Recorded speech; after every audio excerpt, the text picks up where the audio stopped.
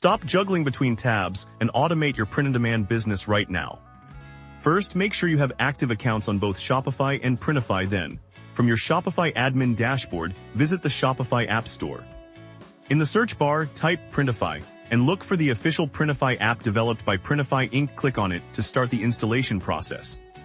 Click the Add App button to install the Printify app directly into your Shopify store. Shopify will ask you to confirm you want to install the app.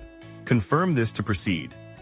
Once installed, you'll see the Printify app appear in the sidebar of your Shopify admin. Click on it to launch the app and begin the connection process.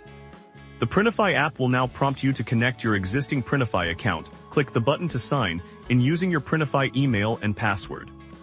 After entering your login details correctly, you'll receive a confirmation that your accounts are successfully linked. This crucial bridge is now active. To sync a product, simply find it in your Printify catalog, customize the listing if needed, and push it directly to your Shopify store. All the product details, variants, and pricing will transfer automatically. Now when an order is placed on your Shopify store, it will instantly appear in your Printify order queue, ready for automatic fulfillment. Your integration is complete, and you're ready to sell.